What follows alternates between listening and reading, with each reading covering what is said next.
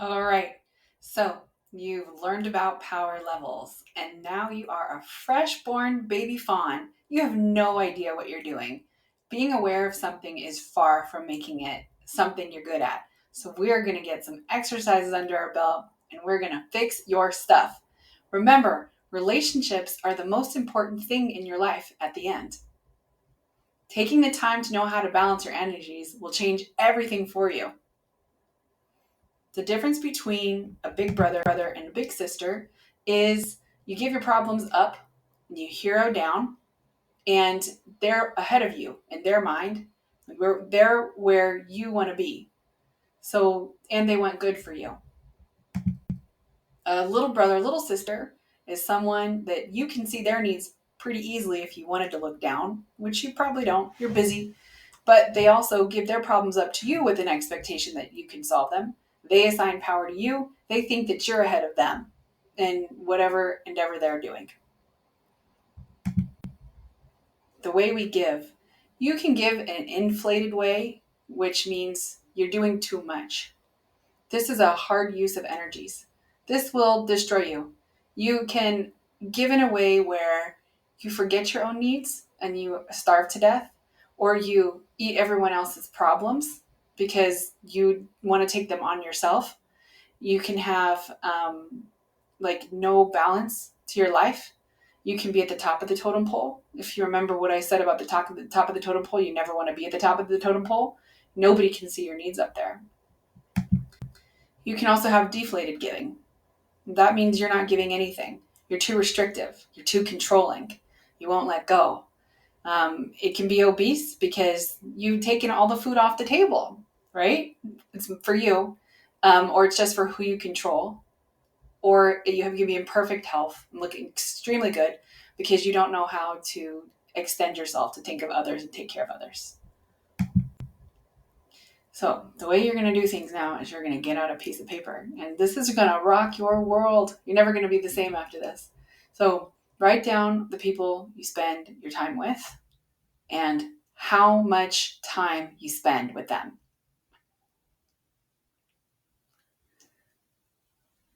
If you don't know if they're a big brother or big sister, ask yourself, do I give them more problems expecting them to solve them than the other way around? Is it hard for me to see them having needs because I think they've got it? Do I assign them as being more ahead than me? I assign them as being higher on a totem pole. You're going to want to make sure, even if it's just one person, that a big brother or big sister takes your personal time, energy, 51% of your life energy. Little brothers and little sisters go into two buckets. We're going to learn how to clean out and make these buckets very pure. But there's going to be a group of people in growth that are little brothers and little sisters. And then there's going to be a group of people that you can give to wholeheartedly and freely, you without any stress or strain, because you're not expecting a single thing from them. These are people that need your care and love. Or you can tithe. I want to also mention that, in case you're wondering, I have all these relationships, and some of us give back and forth to each other. So this is important. You're going to have a few relationships there, but less than you think, that are called regenerating love. This is why your big brothers and big sisters need to be people that care about you. The difference between a big brother and big sister and somebody who's like an expert is an expert might want to chisel you too low. A big brother or big sister is like a big oak tree that covers over you with their branches, and they want the best for you. They might be on an island far away from you in whatever area of growth you want to be in. In order for you to reach that island, you would have to let go of all your excess cargo and any backpacks on your back and any baggage, and you need to let go and head to that island. And they want you on that island with you. They want you thriving. That's what a big brother and big sister is like. And likewise, if you have little brothers and little sisters and they are thriving and want to get better and they don't do anything against you, not cruel or envious, the same thing. They are willing to work and do whatever it takes. It's their energy being used to grow, and they're going to come all the way from their old island to the new one that you're on. And you're going to be there big oak tree. An expert versus a big brother or big sister is somebody, once they're done chiseling you down, couldn't care less. If you drown, at least they got to be right about you being wrong. We don't call them big brother or big sister that we would invite into a regenerating love relationship where it's a friendship. It goes back and forth. See, once you get to the new island, you can swap back and forth ideas. There's going to be ways that you're going to learn because you've grown to help your big brother and big sister. You're going to be of use to them. And you won't have the same expectations of them until you get there, right? So you call them on their birthday. They don't call you. Your little brother and little sister, they maybe talk about all the hardships in their life to someone else. You don't have to give the same care. And I'll mention this too. The world of people calling people narcissists is very interesting to me because a true narcissist is somebody in multiple areas that acts high maintenance, like a baby, no empathy, dismissive, all of these bad behaviors, like love bombing and then disconnecting and then discarding. But sometimes people are just at different power levels. True narcissists are like that, even if they're on an island with all the other people on the island, right? They're equals. They would act like that. But they're very immature. It's an immature, problematic issue. It's diagnosable. But sometimes people think that somebody who's at a higher power level than them is like that they're, what they call narcissist, and they're not. It's just they're not your expectation of the back and flow energy that they're supposed to pay attention to you because you pay attention to them. It's inaccurate. And other people might think that you're not being fair to them either because, well, they're calling you 3 times a week, but even though they're calling you with problems. So it's not fair to go through life thinking things are different than they are. Unfortunately, you're not special to a lot of people, and you just have to let that go. So we're going to change our lives now. So got your list. 51% of them need to be big brother, big sister energy. Even if it's just one person, your second half of people are little brothers and little sisters that are in growth. And the lowest half of little brothers and little sisters, which would only be about like less than half, could be 24%, could be down to 10%, are people that you get to experience total generosity towards. Your needs are not going to be seen, and you're cool with that. Their problems are coming to you, and that's how it is. You're doing this just to be of service, not mentoring, really. So this group of people, if you don't have anyone like this you're taking care of, it might be because you're inflated, you're like giving everywhere else, or you're doing this inappropriately, or you're a little bit anorexic, you're deflated, you don't care to that level about anyone else. So just tithe, give 10% of your money away and handle this energy appropriately.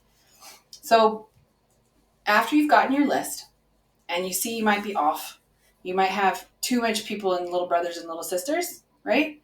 We're going to look through those names and we're going to get rid of everybody that's in that higher bucket of little brothers and little sisters, people that reach out to you and you think in any way, shape, or form are consistently bad people who want bad for you, who might envy, experience jealousy, like have done things, multiple things, not just going through a phase, but over a period of time in many areas you've seen they would come after your network, like do a little swipe here. Get rid of them. I'm complete detox. You are free from never having to see them again. Once you've detoxed these people, you're going to lighten up a lot of energy because a lot of them are people that would like to see you keep going from island to island and strap on your back, and they don't have to do the work. You need to let it go. Just like when there's a plant and it's thriving, the energy needs to go to what's blossoming, right? And then there's got to be a flow for the roots too, right? It grows. It's got to produce more plants. So you want to be helping others thrive, but you get rid of any weeds in there immediately. So you go to your social media and you remove them. If they're a family member and you know that they're constantly and continuously against you, I'm sorry, but don't keep that family member in your space. Or unfortunately, if you have to have them, hide your life, but you don't want to. The whole point of this is getting you to a life of authenticity, where you can be yourself in your most personal environment. So I recommend making changes, right? So this is how I've learned to practice forgiveness. It is very different, but it is Awesome. When you've had someone slight you and their little brothers and little sisters, you don't need them. They take care of their problems, not the other way around. You say to yourself, I forgive you, and this is in your mind, and your body cannot be anywhere near me, unfortunately. So you're on a journey, you're making mistakes. I'm on a journey, I'm making mistakes too. But your body can't come into my space. No more. I will divorce you. I will, if you get into my space, I will push you back. I will fire you. I will end a relationship. I will run the other direction when I see you. That human body of yours is not going to be around me anymore. You even cut the cords. You cut the energy. You make an emotional shift.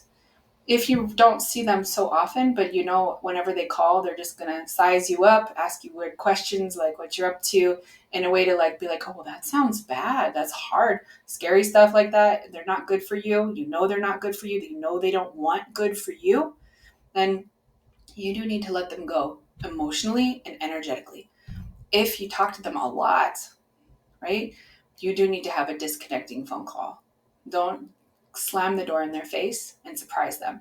When you depart from another human who thinks of you as higher than them, and you don't do it with elegance, you're going to get a tantrum. If there's a big door that you want to get through and you close it in someone's face, does that make them want to get through it more or less? So you don't slam it in their face. You have a conversation. I'm really focused on other things right now. I need to be busy for a while. I just wanted to let you know that's what's going on. But you just don't plan on that connection. Don't tender it. And you have to think too, that was your post. So a lot of times when we're giving, we give ourselves a job with another person. When we learn about enabling in my old building, where we had the system of working with the rehab clients, when one person took somebody else's growth trophy from them and they did their dishes for them, the staff did the dishes for the clients, and it was their chore, then this is a huge disservice. They feel like they've got a post, they'll do the dishes again. So they have to go through a training to learn how to not enable. Likewise, you will feel you have a post like that because you've created it. So you have to remind yourself that you've quit that job and it's okay to move on. And then cauterize the wound. Forgive yourself. Forgive yourself for that, and just say, you're beautiful and you wanted to think of others, but then you can't have everybody. So now you've detoxed. Okay? We're doing great.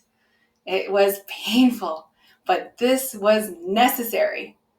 The contacts are no longer in your phone. This is a fresh energy. You need to add new ones, right? So what are we going to do? We have more big brothers and big sisters needing our attention in life. If 51% of your bucket has them in it, you're solid. Now you're just full of little brothers that you want to be around that are healthy for you. If they're not, then you need to go find a big brother and big sister, a mentor, and you need to ask yourself, what are you growing in? And then do whatever it takes to get that connection. And once you have that connection, you treat it unlike other relationships. I had the other day, I had 3 things on the same schedule. And one of them was last minute, but it was a big sister. She was coming into town. I have one exercise plans, and then someone coming over that I'm paying for contract work. And then this big sister, last minute, she's popping into town. I'm so honored. She's a big sister. I know what a big sister looks like now. So I cancel the other plans. And I drive her to the airport like a servant.